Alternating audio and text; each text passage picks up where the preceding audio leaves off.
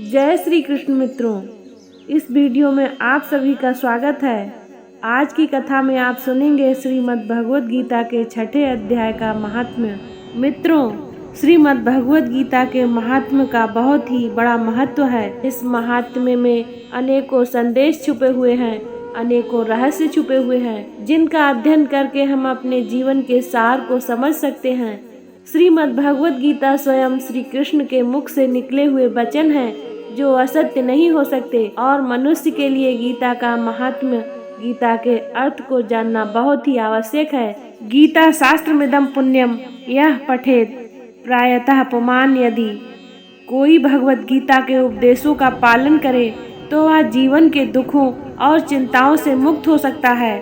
भय शोकादि वर्जति ही, वह इस जीवन में सारे भय से मुक्त हो जाएगा और उसका अगला जीवन आध्यात्मिक हो जाएगा। तो चलिए प्रारंभ करते हैं। श्री भगवान कहते हैं, हे सुमुखी, अब मैं 6ठे अध्याय का महात्म्य बतलाता हूँ, जिसे सुनने वाले मनुष्यों के लिए सुनते ही मुक्ति हो जाती है।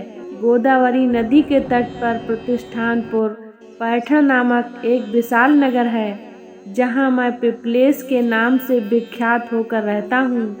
उस नगर में जामसूती नामक एक राजा रहते थे, जो भूमंडल की प्रजा को अत्यंत प्रिय थे। उनका प्रताप मार्तंड मंडल के प्रचंड तेज के समान जान पड़ता था। प्रतिदिन होने वाले उनके यज्ञ के धुएं से नंदन वन के कल्प वृक्ष इस प्रकार काले पड़ गए थे, मानो राजा की असाधारण दानशीलता देखकर वे लज्जित हो रहे हों। उनके यज्ञ में प्राप्त औषधियों के रसास्वादन में सदा आसक्त होने के कारण देवता लोग कभी प्रतिष्ठानपुर को छोड़कर बाहर नहीं जाते थे। उनके दान के समय छोड़े हुए जल की धारा प्रताप रूपी तेज और यज्ञ के धूमों से पुष्ट होकर मेघ ठीक समय पर वर्षा करते थे। उस राजा के शासन काल में ईतियों की खेती में होने वाले 6 प्रकार के उपद्रवों के लिए कहीं थोड़ा सा भी स्थान नहीं मिलता था और अच्छी नीतियों का सर्वत्र प्रसार होता था। वे बावली के कुएं और पोखरे खुदवाने के बहाने मानो प्रतिदिन पृथ्वी के भीतर की निधियों का अवलोकन करते थे। एक समय राजा के दान, तप, यज्ञ और प्रजा पालन से संतुष्ट होकर स्वर्ग के देवताओं ने वर देने के लिए आए। वे कमल नाल के समान उज्ज्वल हंसों का रूप धारण कर अपनी पाखें हिलाते हुए आकाश मार्ग से चलने लगे। बड़ी उतावली के साथ उड़ते हुए वे सभी हंस परस्पर बातचीत भी करते जा रहे थे। यह मार्ग बड़ा दुर्गम है, इसमें हम सबको साथ मिलकर चलना चाहिए। क्या तुम्हें दिखाई नहीं देता? यह सामने पुण्य मूर्ति महाराज जामसूती का तेज पुंज अत्यंत स्पष्ट रूप से प्रकाशमान हो रहा है। उस तेज से भस्म होने की आशंका है, अतः सावधान होकर चलना चाहिए। पीछे वाले हंसों के ये वचन सुनकर आगे वाले हंस हंस पड़े और उच्च स्वर से उनकी बातों की अवहेलना करते हुए बोले, अरे भाई, क्या इस राजा जामश्रुति का तेज ब्रह्मवादी महात्मा रैक्य के तेज से भी अधिक तीव्र है? सारथी के ये वचन सुनकर परम आनंद में निमग्न महात्मा रैक्य ने कुछ सोचकर उससे कहा, यद्यपि हम पूर्ण काम हैं, हमें किसी वस्तु की आवश्यकता नहीं है, तथापि कोई भी हमारी मनोवृत्ति के अनुसार परिचर्या कर सकता है। रैक्य के हार्दिक अभिप्राय को आदर पूर्वक ग्रहण करके सारथी धीरे से राजा के पास चल दिया। वहां पहुंचकर राजा को प्रणाम करके उसने हाथ जोड़कर सारा समाचार निवेदन किया। उस समय स्वामी के दर्शन से उनके मन में बड़ी प्रसन्नता थी। सारथी के ये वचन सुनकर राजा के नेत्र आश्चर्य से चकित हो उठे। उनके हृदय में रैक्य का सत्कार करने की श्रद्धा जागृत हुई। उन्होंने 2 खच्चरियों से जुती हुई एक गाड़ी लेकर यात्रा की, साथ ही मोती के हार, अच्छे अच्छे वस्त्र और 1 सहस्त्र गौएं भी ले ली।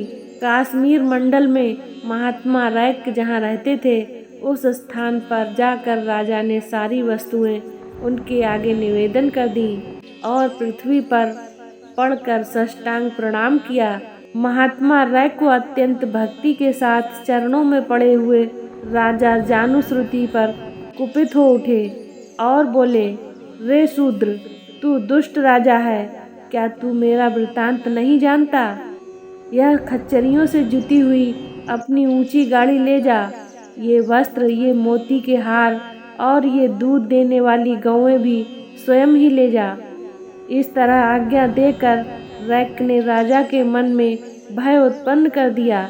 तब राजा ने श्राप के भय से महात्मा रैको के दोनों चरण पकड़ लिए और भक्तिपूर्ण कहा, ब्राह्मण, मुझ पर प्रसन्न होइए।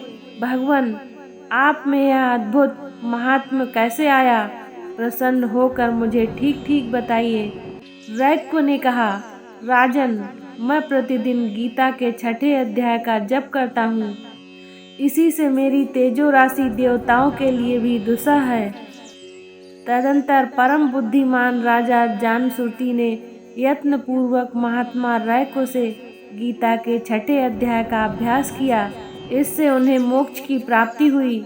इधर रैको भी भगवान माणिकेश्वर के समीप मोक्षदायक गीता के 6ठे अध्याय का जप करते हुए सुख से रहने लगे। हंस का रूप धारण करके वरदान देने के लिए आए हुए देवता भी विस्मित होकर स्वेच्छानुसार चले गए। मित्रों, जो मनुष्य इस 6ठे अध्याय का जप करता है वह भी भगवान विष्णु के ही स्वरूप हो जाता है, इसमें तनिक भी संदेह नहीं है। मित्रों, भगवत गीता के 6ठे अध्याय को पूरा सुनने के लिए धन्यवाद। इसी तरह की ज्ञानवर्धक कथा कहानियों को सुनने के लिए चैनल को सब्सक्राइब करें, वीडियो को लाइक करें। धन्यवाद। जय श्री कृष्ण।